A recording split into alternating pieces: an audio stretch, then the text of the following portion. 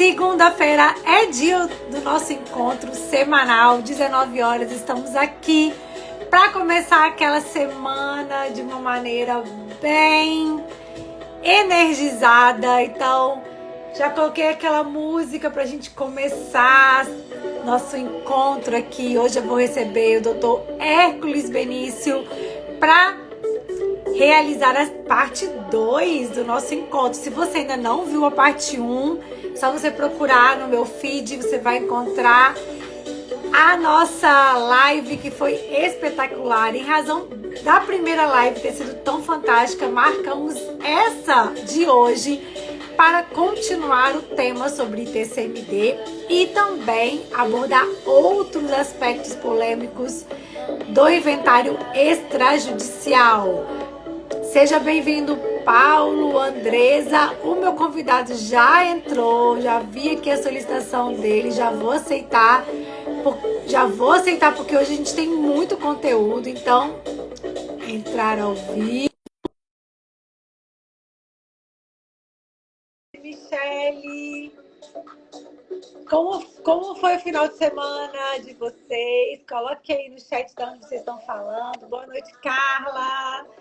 Olá! Oi. Vou desligar aqui a música. Tudo bem, Vanessa? Boa noite a todos. Boa noite. Beleza. Mais uma vez estamos aqui, muito prazer em recebê-lo aqui no Insta para falar de um tema tão importante, não é, Hércules?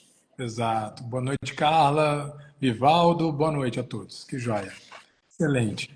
A gente fez aqui uma retrospectiva para passar, primeiramente, antes de iniciar, né, essa parte 2 do ITCMD, só passar rapidamente nos tópicos que nós conversamos, né, no nosso primeiro encontro. Mas antes disso, vou apresentar meu convidado, Dr. Hércules Benício, é doutor e mestre em Direito pela Universidade de Brasília, é tabelião titular do cartório do primeiro ofício do Núcleo Bandeirante no DF, vice-presidente do Colégio Notarial do Brasil, seção do DF, e acadêmico ocupante da cadeira número 12 da Academia Notarial Brasileira.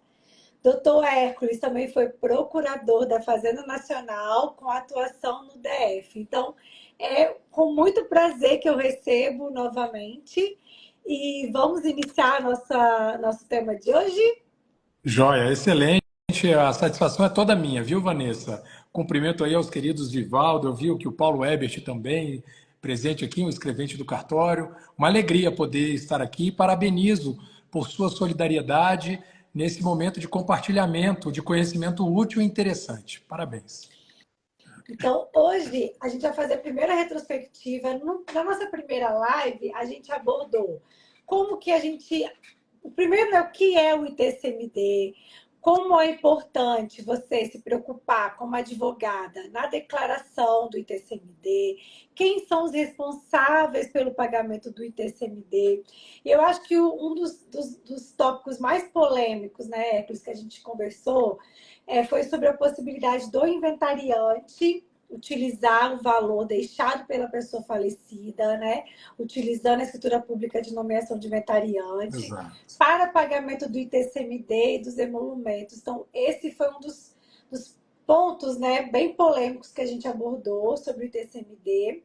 Quer comentar sobre como é a prática aí no DF? Então, joia, essa questão de o inventariante poder levantar dinheiro de contas deixadas pelo falecido é uma inovação, de alguma forma, em que o CNJ, em 2022, explicitou por meio da Resolução 452, que alterou o artigo 11 da Resolução 35. É só para dizer o seguinte, que a pessoa, o herdeiro, que não tem dinheiro para pagar o ITCMD, ele não precisa se desesperar caso o falecido tenha deixado como herança saldo credor em conta corrente ou em conta investimento, porque o CNJ deixou muito claro, herdeiro, você não precisa ir para o judiciário pedir um alvará para levantamento prévio de dinheiro para você conseguir pagar ITCMD.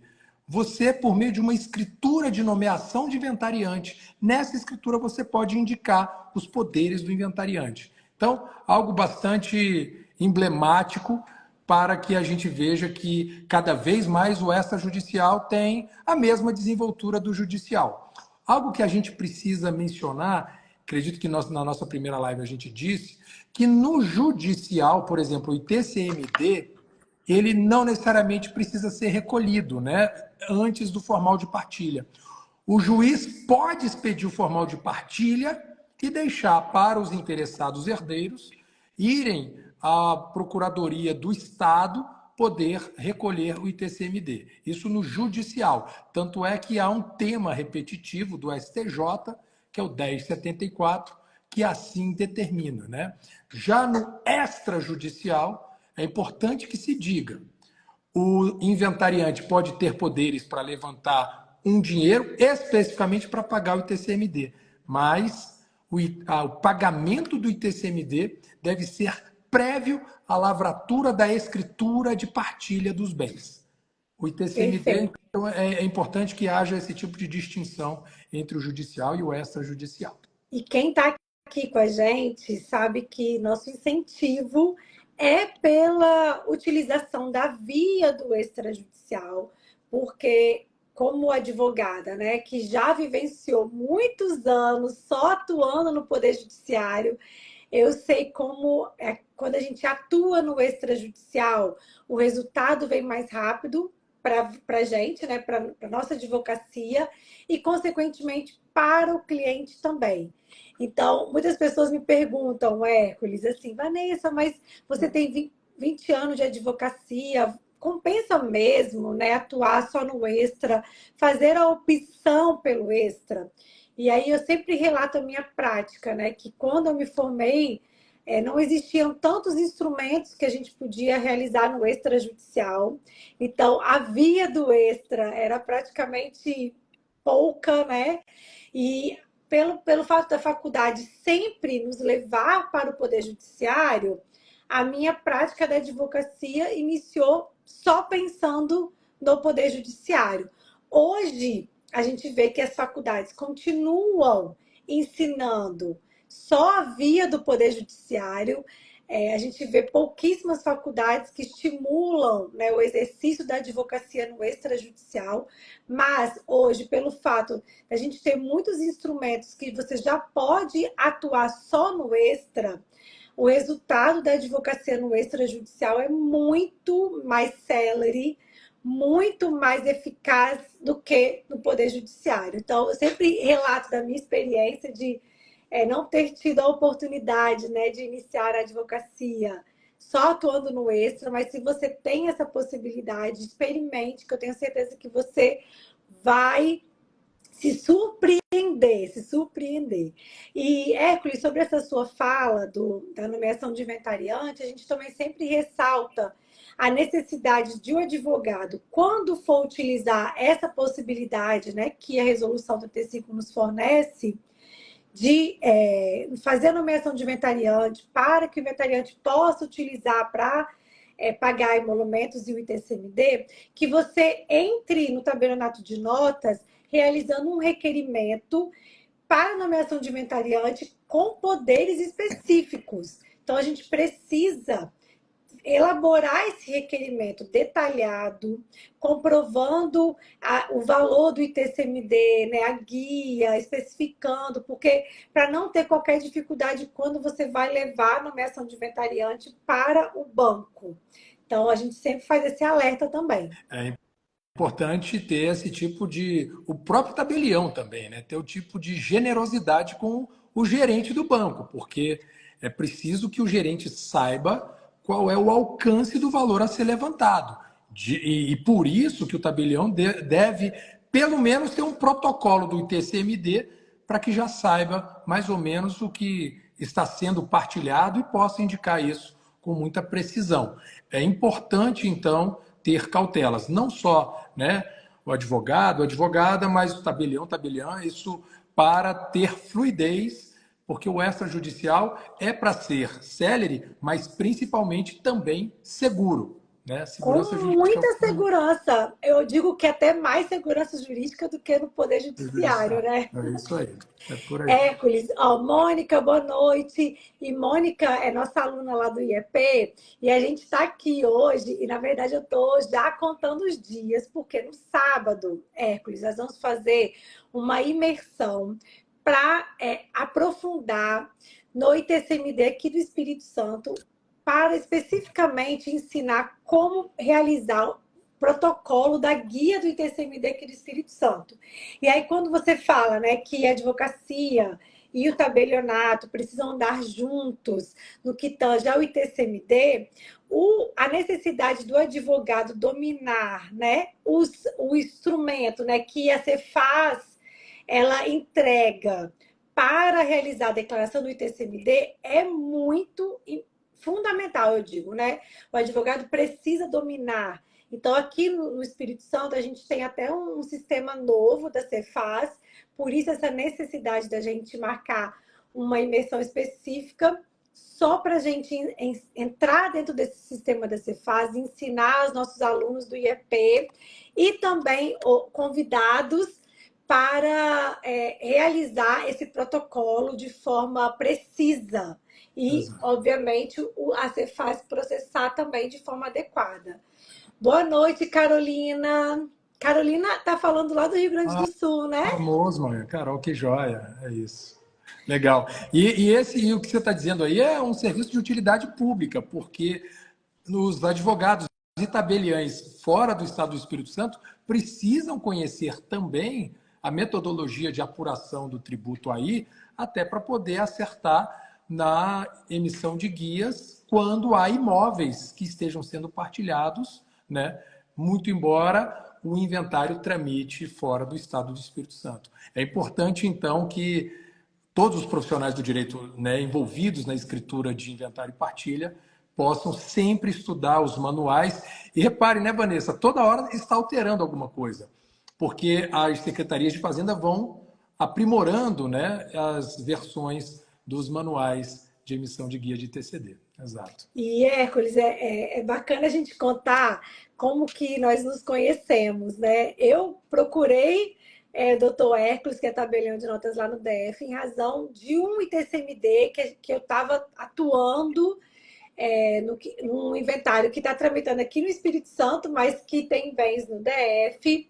E a gente trocou, né, trocamos ideias sobre o que estava acontecendo na declaração e como esclareceu, né, quando eu conversei diretamente com você.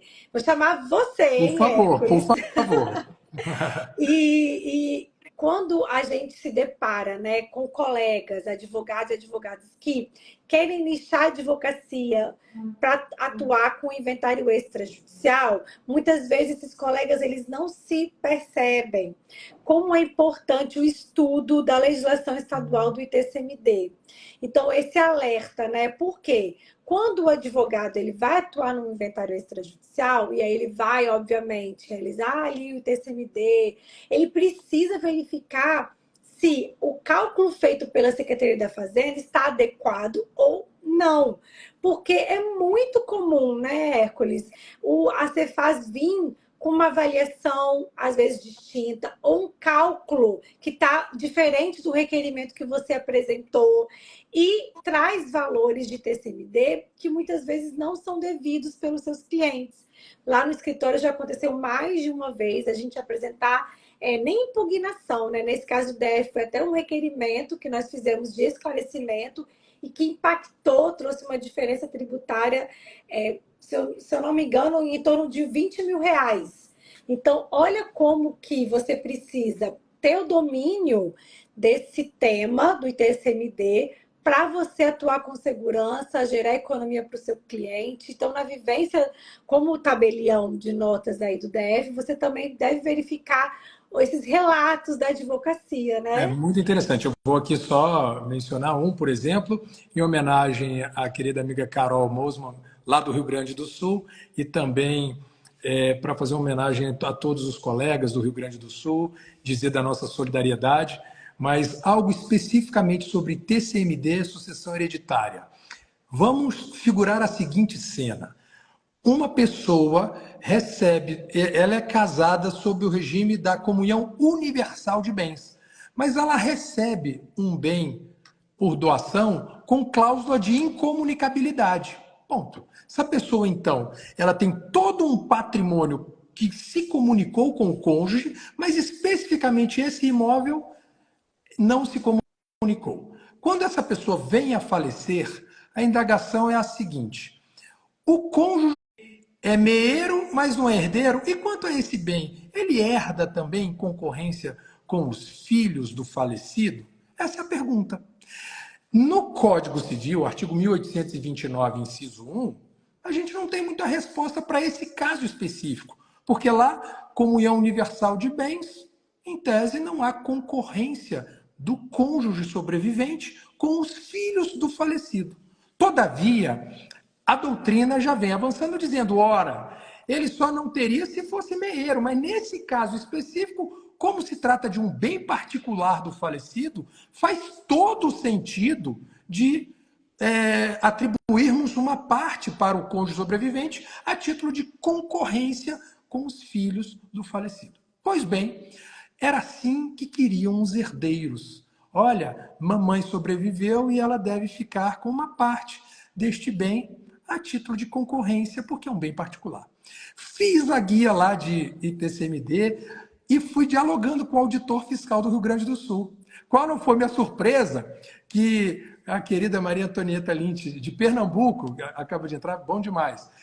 Qual não foi minha surpresa quando o auditor fiscal disse o seguinte, olha, você aqui não pode colocar este bem como sendo também atribuído para o cônjuge sobrevivente, porque o regime de casamento é comunhão universal, e o senhor não está lendo, não, no artigo 1829, inciso 1, que ali não fala nada de concorrência, logo, se o senhor insistir em colocar este imóvel para uma parte dele para o cônjuge sobrevivente, a gente vai tributar excesso de meação, simples assim. Daí, eu fui à família dizendo, olha, a gente pode aqui mostrar para o auditor que doutrinariamente isso é possível, mas, família, herdeiros, vocês consentem em retirar este bem da concorrência da matriarca? Porque isso fica melhor para todos.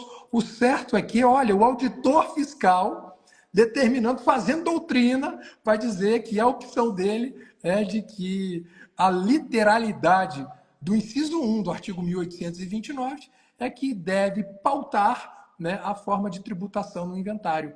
Será que a interpretação literal é a melhor neste caso? Mas os juristas vão debater e a pergunta que se faz é, advogado ou advogada, qual é a posição que você vai tomar? Talvez seja mais simples deixar fluir até para dar celeridade à partilha. Ou recorrer, ou pagar e depois ajuizar uma ação declaratória de inexistência de relação jurídico-tributária nesse caso, tal. Alguma coisa do gênero você pode optar aqui. A gente tem várias, né, saídas para esse problema. Mas, lembrando aqui dos colegas do Rio Grande do Sul, para mostrar que houve essa oportunidade de um tabelião ou um contribuinte interagir muito bem com o auditor fiscal. Exemplar auditor fiscal, por mais que eu não acompanhe nessa interpretação jurídica. É isso. E aí a gente tem essas situações, né, que precisam ser analisadas no caso concreto.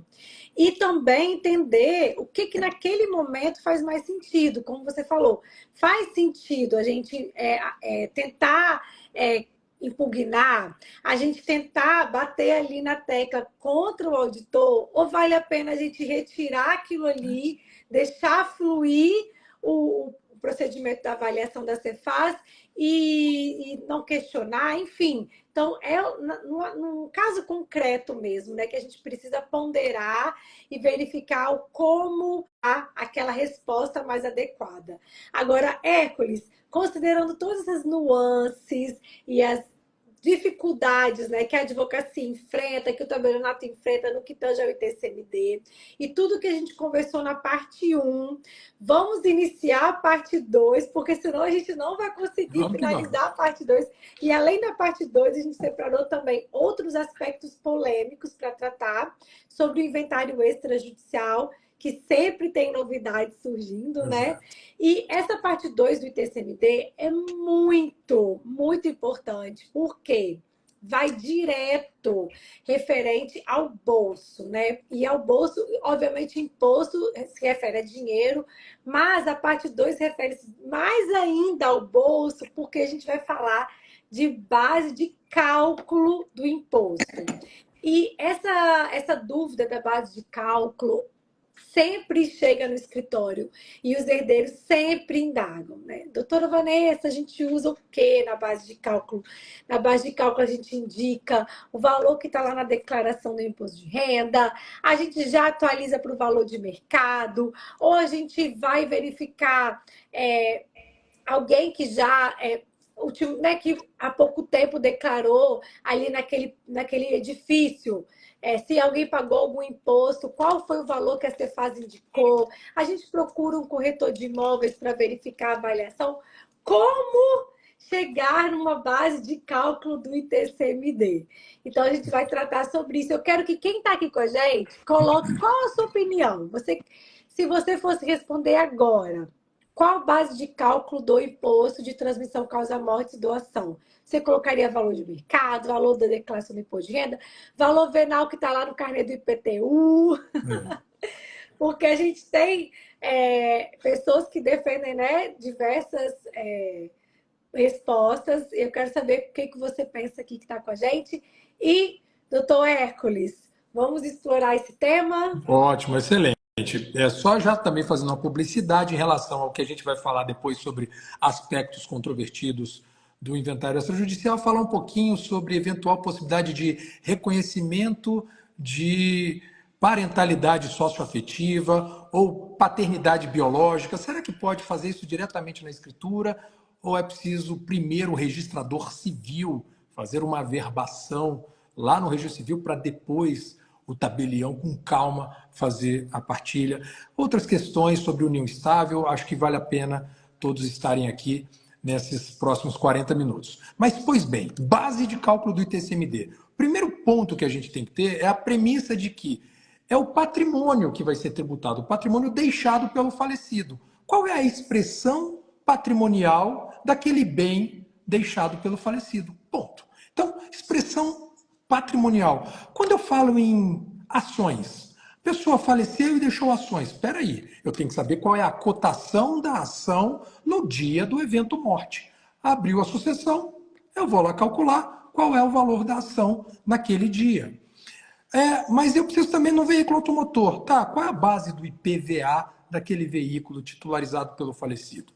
Ah, mas já não tem IPVA, porque é um veículo antigo. Tá bom, tabela FIP. Qual é o valor na tabela FIP?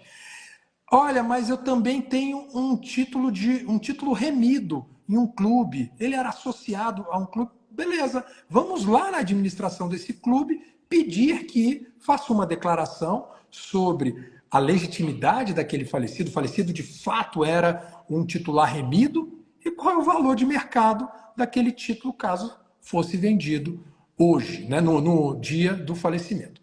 Agora, quanto aos imóveis, nós sabemos que as pessoas adquirem imóveis e podem titularizar esse imóvel por um longo período.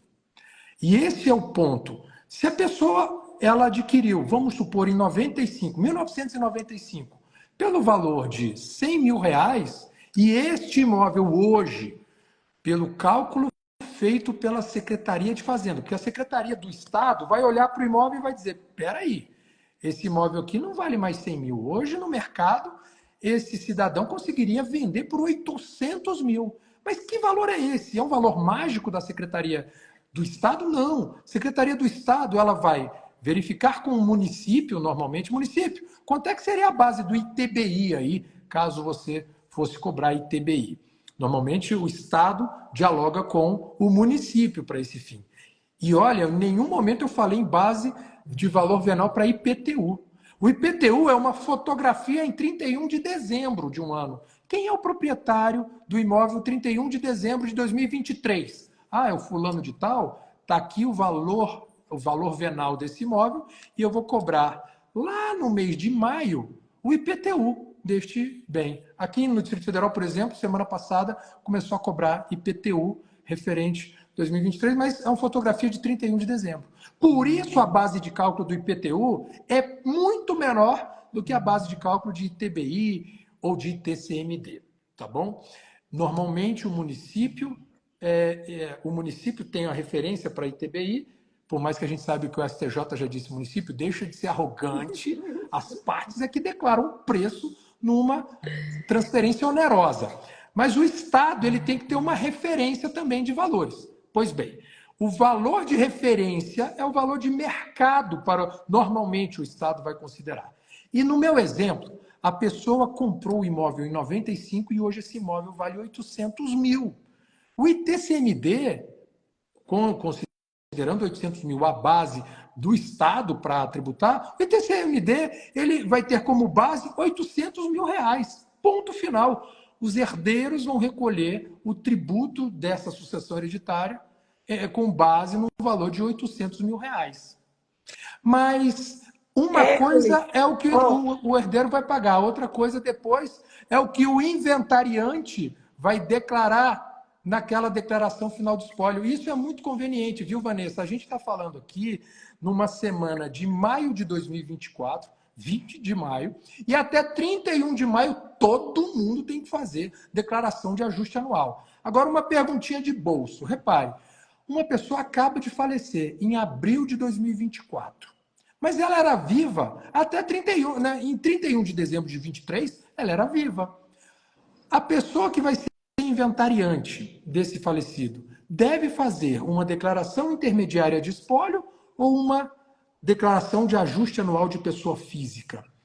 O que a instrução normativa da Receita Federal, instrução normativa 81 de 2001, diz o seguinte: se a pessoa estava viva no dia 31 de dezembro de 2023, o que o inventariante, o herdeiro, o cônjuge vai fazer aqui é uma declaração de ajuste anual da pessoa física e não propriamente uma declaração de espólio. Declaração de espólio pode ser, se ainda não tiver partilha, no ano que vem, como ele já vai ter falecido, aí você faz uma intermediária de espólio. Mas se a partilha já tiver ocorrido, se vier a ocorrer agora, em 2024, no último mês de abril ou de maio do ano de 25, o inventariante vai fazer uma declaração final do espólio. É só porque, como é uma semana muito importante, que todo mundo tem que fazer a declaração, o ajuste com o leão, é importante fazer essas referências. Eu vou voltar na sua fala, porque você abordou tantos pontos importantes e tantos pontos profundos que eu penso que vale a pena a gente parar em alguns momentos e fazer alguns parênteses. Joia.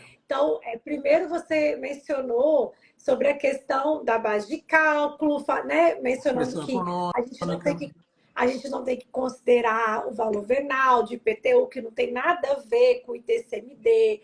É importante a gente falar que quando a pessoa falece, é como se tivesse tirado uma foto daquele momento, e aí você vai verificar o valor da ação, vai verificar o valor do clube, do título, vai verificar... Fazer um balanço patrimonial para saber quanto é que valia as cotas de uma sociedade. Exatamente. Se a pessoa era sócia de uma empresa, você vai verificar naquela data que ela faleceu quanto que valia a cota social. Qual é o patrimônio líquido dessa empresa? Perfeito. Então, assim, tirou a foto do falecimento e vai buscar, naquele momento, tabela FIP para veículos.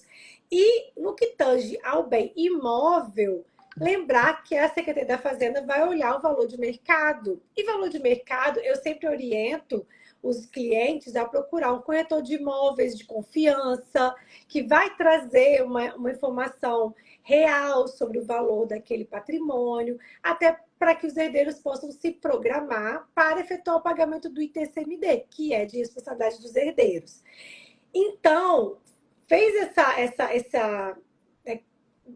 martelou isso na sua mente, aí o Hércules menciona sobre o ITBI, que é também um imposto que os advogados, né, que atuam na área imobiliária, né, como eu atuo, a gente sempre lida com o ITBI, e aí a gente tem a grande polêmica, né, que o ITBI, na incidência da compra e venda de imóvel, você muitas vezes depara com o município querendo cobrar um valor acima do valor que você colocou lá na escritura pública de compra e venda, e existe a possibilidade de você impugnar. Então, uma outra possibilidade de atuação para você que é advogado, advogada que vai fazer a opção de atuar na área imobiliária. Então, um outro parêntese que o Hércules mencionou, que eu acho que vale a pena a gente só dar uma reforçar com você. É só deixar a pista, né? Quem quiser tratar de TBI, investigue o tema 11 e 13 dos temas repetitivos do STJ. E aí, lá vai se divertir bastante sobre base de TBI. Perfeito. A gente vê já alguns municípios, né, Hércules, já adotando o que as partes declaram na escritura pública, mas alguns ainda têm a tabela e aí a gente tem algum questionamento no Poder Judiciário.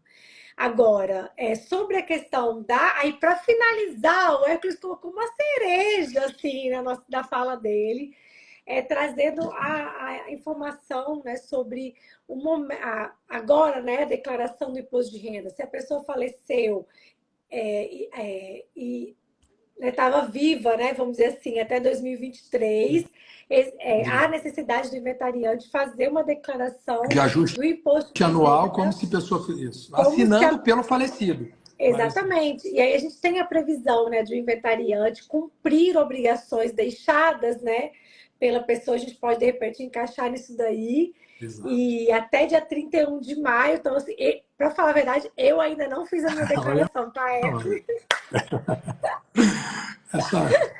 Tenho que correr. E a gente também reforça, né, Hércules, como é importante quando a gente se depara com uma pessoa querendo assumir o cargo de inventariante, quanta responsabilidade essa pessoa possui. Porque caso ela não haja de forma diligente, ela pode ser responsabilizada, né? E é o que a gente vai falar aqui agora, né? A responsabilidade, por exemplo, da apuração do ganho de capital no CPF do espólio, né? É isso que a gente vai tratar aqui, por exemplo, qual é o valor do imóvel que está sendo transferido para os herdeiros. Eu dei o exemplo. O imóvel foi adquirido em 1995 por R$ 100 mil. Hoje, a Secretaria de Fazenda do Estado avalia este imóvel por 800 mil. Tá bom, mas quando eu, herdeiro, for indicar para o tabelião, diz aí, eu preciso indicar um valor até para depois a gente conseguir fazer eventual apuração de excesso de quem é o hereditário, porque na partilha dos bens, este imóvel pode ser atribuído para só um herdeiro, a título de pagamento do quem é o hereditário dele. Mas e aí? Qual valor vai entrar ali para eventual verificação de excesso de quem é hereditário, né? Então, é importante que se diga. Temos um valor histórico, que é o valor de aquisição pelo falecido, o falecido adquiriu, e temos um outro valor, que é o valor de transferência para os herdeiros. Esse valor pode ser indicado como sendo aquele valor histórico, ou pode ser o valor de mercado, o valor já atualizado. Hércules, você está me dizendo então que os herdeiros vão pagar ITCMD com base em 800 mil, mas eventualmente vão indicar que estão recebendo por R$ 100 mil este bem? Eventualmente, sim. Eu preciso calibrar, verificar qual foi a data de aquisição, por quê? E aí a gente precisa ter muito em mente o artigo 23 da Lei 9.532 de 97. Esse artiguinho 23 vai dizer o seguinte, que os herdeiros têm liberdade de escolher entre o valor histórico, que consta na declaração de renda do falecido, e o valor atual de mercado. Mas, se escolher o valor atual de mercado, o CPF do espólio vai precisar fazer e aí via inventariante, vai precisar fazer um cálculo de ganho de capital, porque haverá uma valorização desse imóvel. Esse imóvel vai estar chegando no patrimônio dos herdeiros por um valor R$ 700 mil mais caro do que fora adquirido pelo falecido. Aí alguns vão dizer, poxa, Hércules, mas não tem problema nenhum, eles já pagaram o ITCMD. O fato é que o legislador não está nem aí para o ITCMD. O legislador, nessa Lei 9.532, artigo 23, vai dizer o seguinte, se houve alguma diferença entre o valor de aquisição e esse valor de transferência aqui agora, vai ser base para o ganho de capital. Essa valorização vai sofrer uma incidência de alíquota de 15%. Quando é que tem que pagar esse imposto sobre a renda decorrente do ganho de capital ou desse lucro imobiliário? Vai ter que recolher no último dia do mês de abril ou de maio do ano subsequente ao da partilha, quando o inventariante for fazer a declaração final de Do espólio. espólio. Hércules, onde é que está isso? Acabei de fazer a indicação. Artigo 23 da Lei 9.532 de 97 e mais artigo 10 da Instrução Normativa da Receita Federal do Brasil, número 81 de 2001. Só para dizer que existe uma bronca em relação ao inventariante, por isso que é muito importante, até para os advogados, entenderem que inventariante é mais papel da família, porque a família é que cada um vai lá fazer a sua declaração de ajuste anual.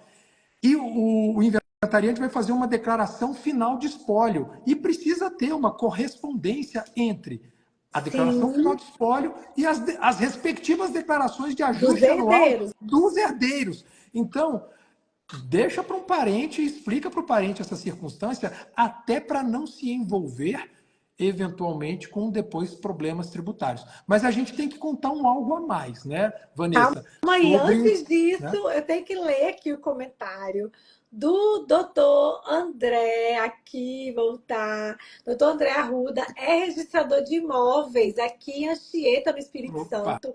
E ele escreveu aqui, ó.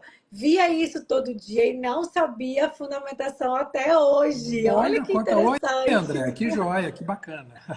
Que a gente agrega valor aqui, legal, bacana. Isso. E Edi Selma bateu palma com essa informação super relevante.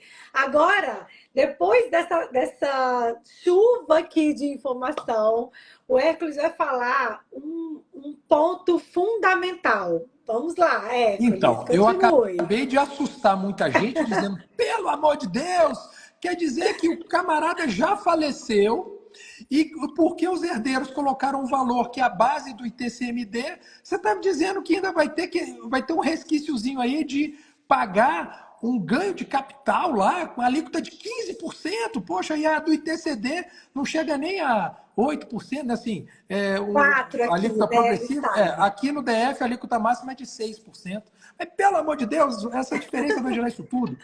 A gente precisa falar duas coisas aqui. Uma é que se a pessoa comprou há muito tempo o imóvel, existe um benefício fiscal que está no artigo 40 da Lei 11.196 de 2005, que faz, por exemplo, nesse meu exemplo, 100 mil e hoje vale 800 mil, a base de cálculo da valorização é 700 mil. Sim, 800, valor de transferência, é menos aquele valor de aquisição. Essa base de cálculo de 700 mil, a depender da quantidade de meses que o falecido titularizou o imóvel, essa base de cálculo vai ser enxugada bastante por fatores de redução da base do ganho de capital. Onde é que está isso? Artigo 40 da Lei 11.196 de 2005. Hércules, mas como é que faz para eu saber quanto é que vai ser essa base? Baixa o programa GCAP no site da Receita Federal, faz ali os cadastros dizendo qual foi a data de aquisição, qual foi o valor da aquisição, quanto é que estava sendo agora, os herdeiros estão recebendo esse bem, e lá esses fatores de redução já vão atuar e o próprio sistema te lança um número mágico aí com o documento de arrecadação de Receita Federal, o DARF.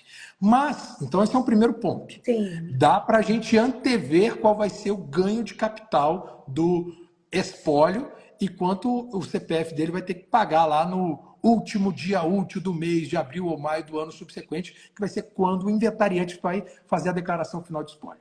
Mas eu devo dizer algo mais, que o debate sobre a constitucionalidade do artigo 23 da 9.532 de 97, que é esse artigo que diz que tem que pagar ganho de capital, a constitucionalidade desse dispositivo, ela está sendo discutida no Supremo.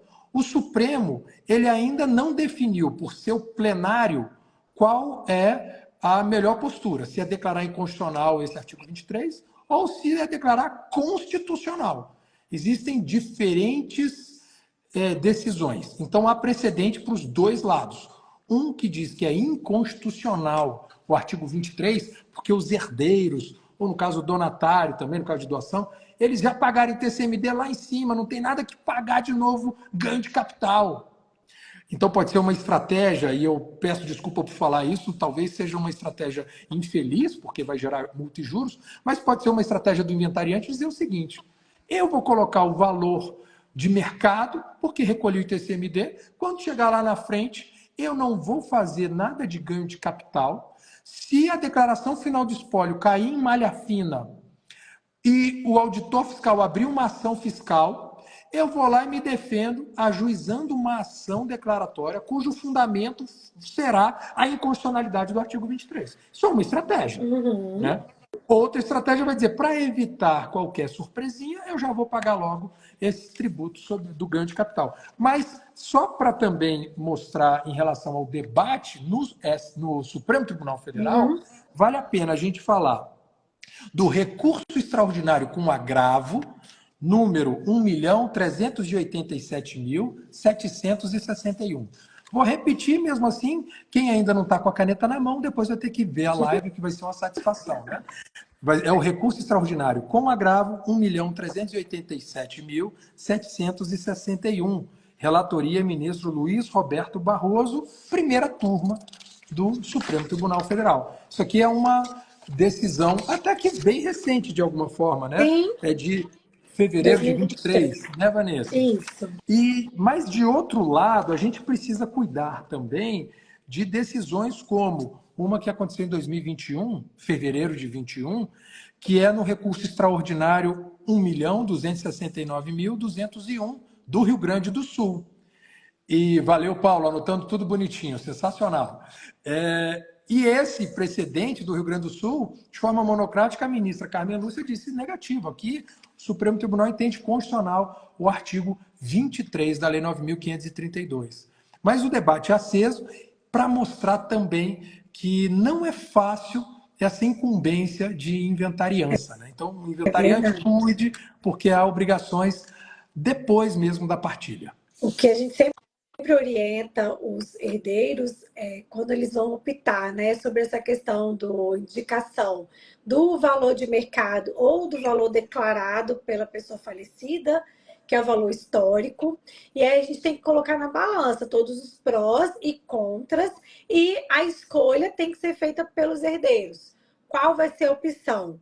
Utilizar o valor de mercado, e aí tem toda essa consequência, né, que pode vir do que tange ao ganho de capital, ou utilizar o valor histórico. Sempre lembrando que, se os herdeiros fazem a opção de valor de mercado, existe um pensamento de que se o herdeiro depois, a opção deles é vender aquele bem imóvel, o herdeiro não quer ficar com aquele bem imóvel, talvez seja interessante trazer o valor de mercado, porque vai se utilizar dos benefícios da redução da base de cálculo que tange ao ganho de capital. Então, é algo que você precisa alertar os herdeiros sobre essa possibilidade, consequências, prós e contras, e deixar os seus clientes, né, tomarem a decisão, mas com toda a segurança e informação que a gente sempre orienta os nossos alunos lá no IEP, que o cliente, o herdeiro, ele vai se sentir seguro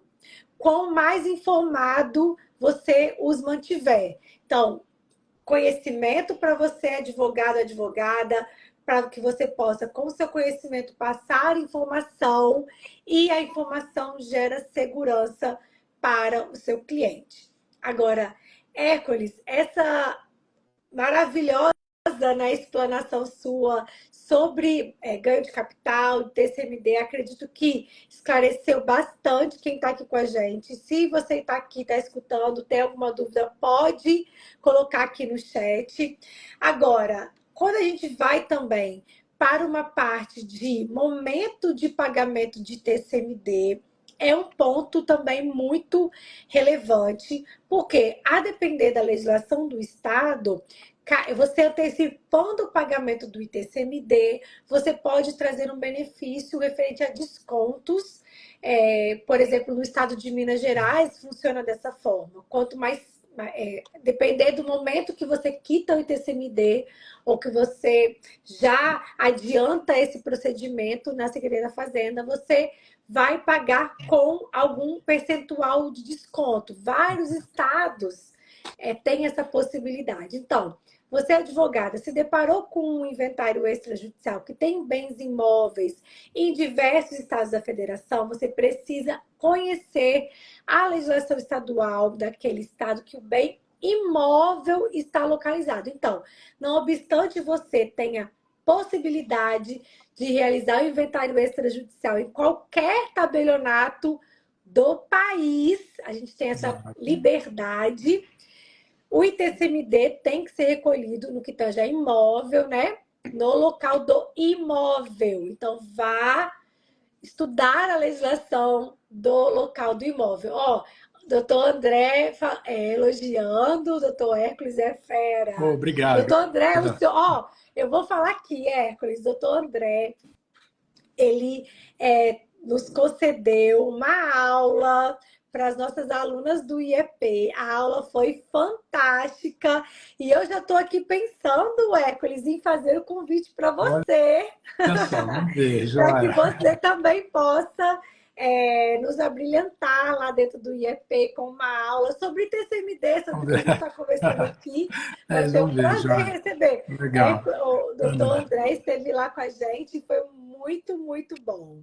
Que joia. Agora, falando sobre essa possibilidade, então, né, voltando aqui para o nosso tema, do conhecimento sobre a legislação do Estado, né? E é bem interessante, né? Porque normalmente as leis estaduais, elas, com base no CPC, que diz que o inventário precisa ser aberto em até 60 dias, essas leis vêm sancionando eventual indolência, preguiça ou equívoco dos herdeiros. Herdeiro, você tem que saber que você tem 60 dias para abrir o inventário, ponto final, sob pena de ter que recolher multa.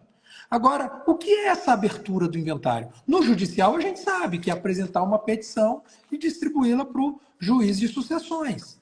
Agora, e no extrajudicial? Normalmente, no extrajudicial, o início do inventário, essa questão de satisfação dos 60 dias, se dá com a apresentação da documentação e emissão da guia lá na Secretaria de Fazenda do Estado.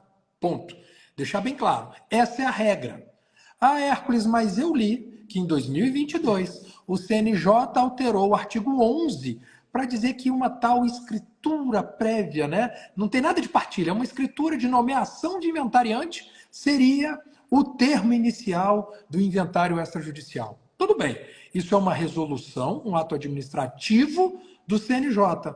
Combinou, assim, de alguma forma, os administradores combinaram com as secretarias de Fazenda, com o legislador estadual, com o Código Tributário Estadual. A gente precisa ter cuidado, tá bom? A regra é de que haja esse tipo de necessidade de apresentação de documentação para a Secretaria de Fazenda para emissão das guias de TCD. Aqui no DF, a gente está tranquilo, porque aqui não tem multa.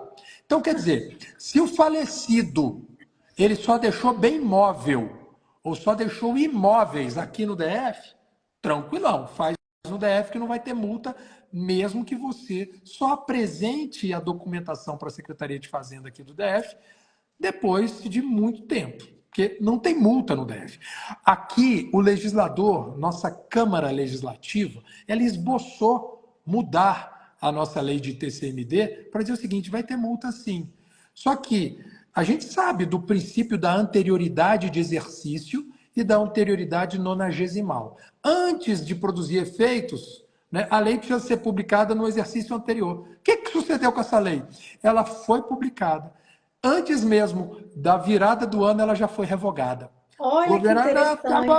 Aí o legislador já disse, me arrependi, não quero essa lei de multa aqui não. No DF, não há multa. Todavia, a despeito de o inventário tramitar aqui perante um tabelião do DF, se o falecido deixou imóveis fora do DF, é claro que os herdeiros e o tabelião terão que interagir com os auditores fiscais dos respectivos estados onde situados os imóveis. Perfeito. Bom também a gente frisar aqui, né, Vanessa?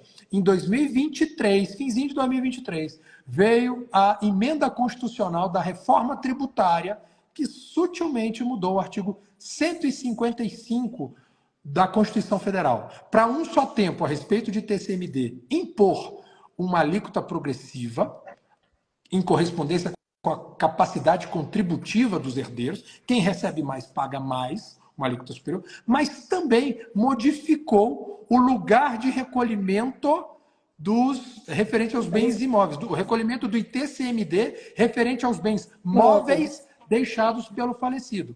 É dizer, antes da emenda constitucional, era no lugar de tramitação do inventário. Então, se o inventário está tramitando aqui e o falecido deixou bens móveis, por mais que os móveis, o veículo, esteja emplacado lá no Detran do Espírito Santo, eu que estou lavrando o inventário, eu recolhi aqui para a Secretaria de Fazenda do Distrito Federal. Todavia, após a emenda constitucional 132 de 2023, o que está definido na Constituição é que, para os bens móveis, o lugar de recolhimento do ITCMD, referente aos bens móveis, será o estado do último domicílio do falecido. Onde era domiciliado o falecido? No Espírito Santo. Pois bem, por mais que o tabelião do Distrito Federal venha a lavrar a escritura de inventário e partilha, esse tabelião precisa observar que a guia de TCMD terá que ser expedida ainda a respeito dos bens móveis lá no Espírito Santo. Ponto. É isso que é importante também. As regras mudam toda hora, mas é algo bacana. Aqui no Espírito Santo a gente vai sofrer bastante sobre essa questão da alíquota progressiva, porque a gente hoje tem a alíquota fixa, né, de 4%. E essa sua fala ressalta mais uma vez a importância de os profissionais que atuam com o inventário extrajudicial conhecer os sistemas da Secretaria da Fazenda dos estados em que existe a possibilidade de atuação. E aí deixo aqui o meu convite para quem tiver interesse em participar da imersão Mistérios do ITCMD do Espírito Santo. O link está na minha bio, é só você se inscrever. Será nesse sábado agora, de 9 ao meio-dia, 3 horas, só para falar de TCMD aqui do Espírito Santo. Ó, o André Arruda falou assim que Hércules, se você aceitar dar uma aula no IEP, até ele vai se inscrever. Olha, quanta honra, André. Valeu, que alegria. E essa aula aí é presencial ou é virtual? Como é que é? A aula é presencial ou virtual? Não, vai ser virtual, vai ser no Google Meet. Depois ela fica gravada para quem está com a gente no IEP, para poder assistir quantas vezes quiser. Então, a gente vai falar sobre TCMD no Espírito Santo, 25 de maio, sábado. Se inscreve no link que está na minha bio. Hércules, eu vou dizer para você que estamos quase chegando às 20 horas. E as questões polêmicas que a gente separou, nós não conseguimos chegar. Que a gente pode só para cumprir, para evitar de ter fazer um batidão, publicidade enganosa, a gente vai fazer de forma meio que telegráfica. Quais são os pontos controvertidos? E aí a gente vai dando as opiniões e depois a gente vê que a gente desenvolve. A gente separou, ó, só para vocês terem uma ideia, ó, união estável, planejamento sucessório no inventário extrajudicial, ITCMD no usufruto, a controvérsia sobre a não incidência, reconhecimento de paternidade socioafetiva e a controvérsia sobre a não incidência do ITCMD na causa de reversão da doação. Então, olha como a gente veio. 5 tópicos que eu tenho certeza que a gente pudesse, a gente falaria acho que 30 minutos cada um, no mínimo, né, Hércules? Agora vamos ver se a gente tem capacidade de ser telegráfico aqui. Em relação à união estável, né? Vale a pena, então, assim, só apontar especificamente para o artigo 18 da Resolução CNJ 35 de 2007, que é de duvidosa legalidade ou constitucionalidade, porque faz uma discriminação grave para a união estável. Basicamente, o artigo 18 da Resolução 35 determina o seguinte: o companheiro que tenha direito à sucessão é parte num inventário extrajudicial, observada a necessidade de ação judicial se o autor da herança não deixar outro sucessor ou não houver consenso de todos os herdeiros, inclusive quanto ao reconhecimento da união estável. Quer dizer, se houver um único herdeiro que seja o companheiro, porque o falecido não deixou descendente, não deixou ascendente, só deixou o companheiro, supostamente a gente precisaria levar isso para o juiz. Meu Deus, a gente está num ambiente Será? de desjudicialização. Aí a gente tem que usar a criatividade. Eu, por exemplo, vou combinar com o registrador de imóveis para dizer, André, por favor, eu estou chamando todos os irmãos do falecido, autoriza aí, né, deixa fluir extrajudicialmente. Normalmente os oficiais de registro falam, cara, boa sua ideia, porque está tudo estável. Eu chamaria os irmãos, se todos os irmãos estão reconhecendo que o falecido ou a falecida deixou um companheiro, tá lindo. Extrajudicializa, né, Mas esse inventário. diz para mim, você sentiria necessidade de ter uma escritura pública feita anteriormente ou não? Seria mesmo Não, não reconhecimento mesmo. por Eu ia todos os chamar esses afetados, né? irmãos, eu ia chamar esses irmãos como anuentes, Sim, testemunhas, anuentes. alguma coisa do gênero.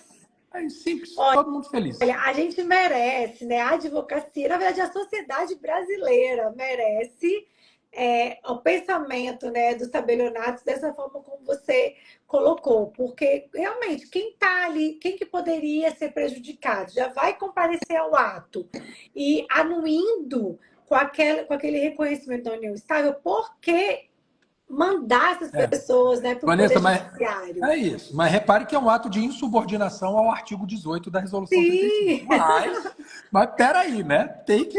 A gente precisa fazer A funcionar a gente máquina. Eu acho que a gente precisa poderia. também É, pensar, né?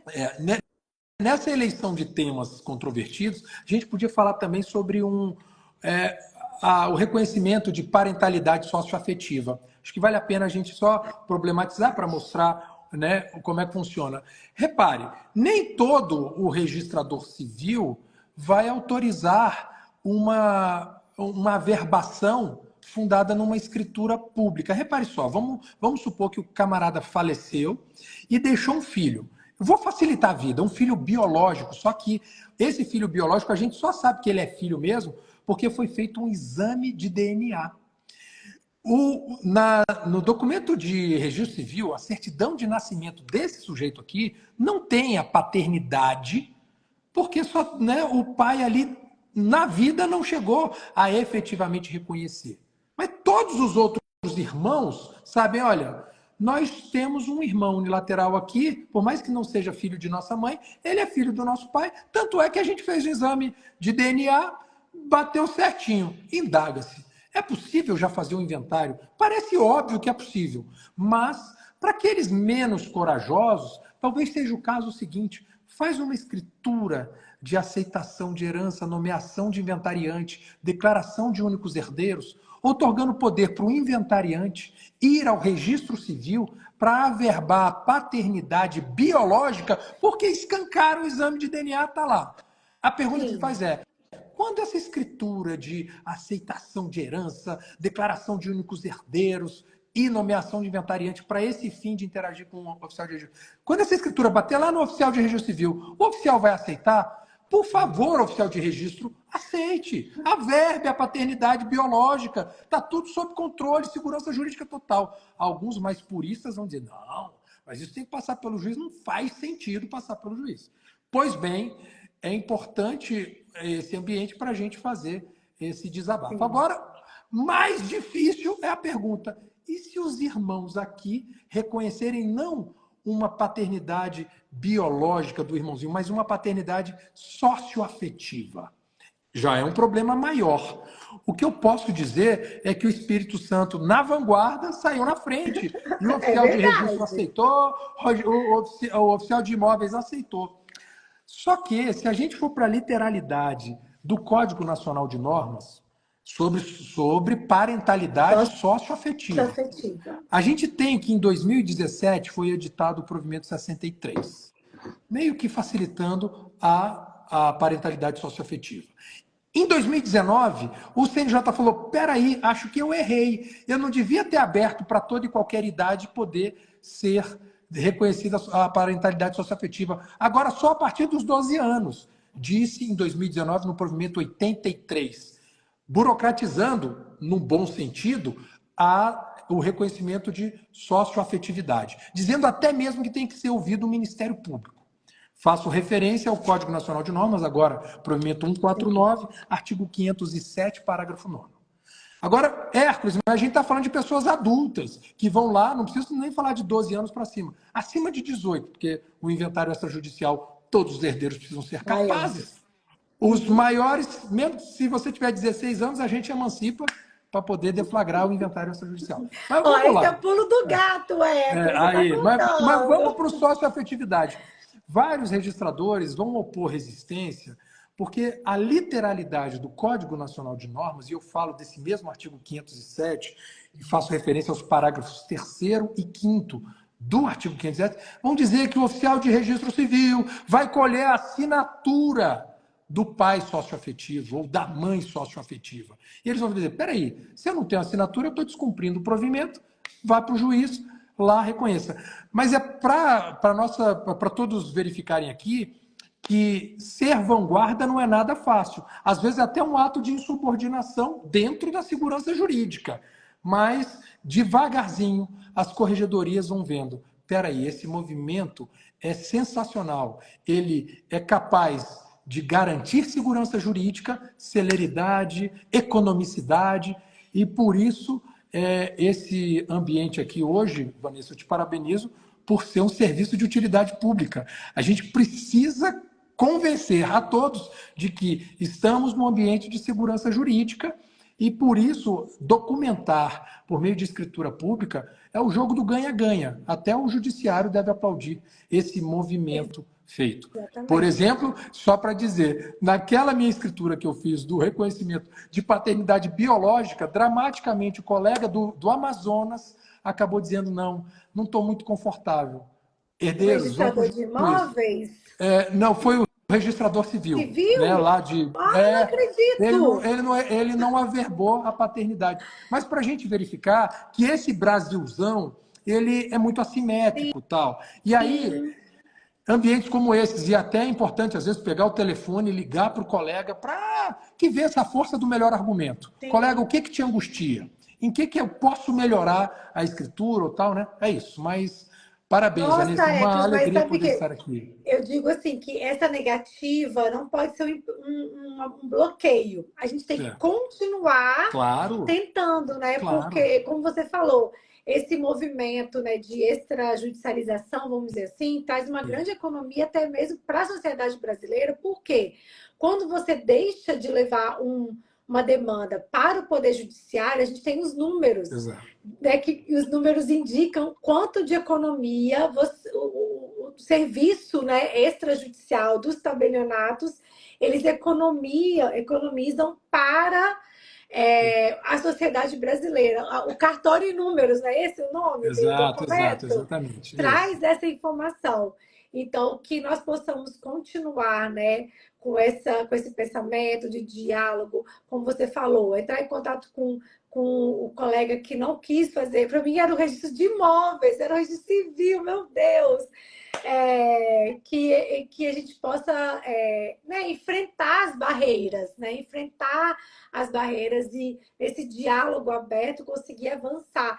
E o que a gente vê é que o Código Civil, né, o projeto que está em tramitação, ele traz também muitos avanços. Inclusive, eu estou até começando a fazer já um esquema para a gente apresentar para os nossos alunos do IEP, quais avanços do Código Civil ele vai trazer para o extrajudicial.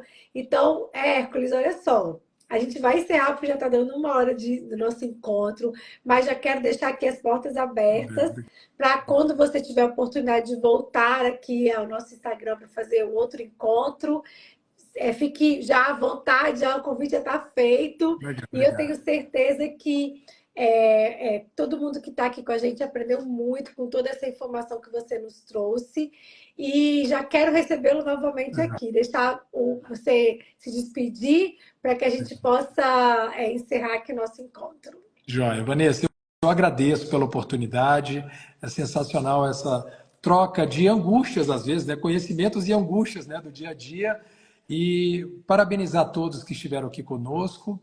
e também desejar muito sucesso profissional a todos, dizendo que o extrajudicial é um conceito, né, de novo acesso ao judiciário, à justiça em si, mais do que o judiciário. É claro que a gente não precisa sempre judicializar, e você iniciou a sua fala sobre o modelo de beligerância que os acadêmicos do direito, né, recebem lá nas faculdades, que a gente possa, com esse diálogo com o judiciário, até por meio da advocacia, construir provimentos, códigos de normas mais generosos com o Brasil, como você disse, não só em termos de segurança e de celeridade, mas até de economia e eficiência. Parabéns Olha, a todos Ecos, aí. Obrigado. eu vou deixar aqui registrado também a presença do Dr. Bruno Santolin, que também é registrador de imóveis aqui no Espírito Santo. Temos Opa, dois registradores de beleza. imóveis Quanta aqui. honra. E o Agradeço. Dr. Bruno Santolin também nos brindou com uma aula no IEP, que foi maravilhosa. Então, também já deixo aqui o convite para que você, Hércules, possa participar Legal, também Joia. Eu de uma agradeço aula do e IEP. parabenizo o Espírito Santo, porque os colegas do Espírito Santo, como eu disse assim, com contato com o poder judiciário, é uma vanguarda, assim, são vanguardistas e o Brasil tem muito a copiar dos benefícios desses convênios, acordos de cooperação técnica que os colegas do Espírito Santo, sejam notários ou oficiais de registro, também entabulam aí com as autoridades públicas e com as várias associações. Parabéns, isso é uma grande alegria, um grande exemplo para o país. Tá bom. Hércules, muito obrigada. Obrigada a todos que estiveram aqui conosco. Até a próxima semana.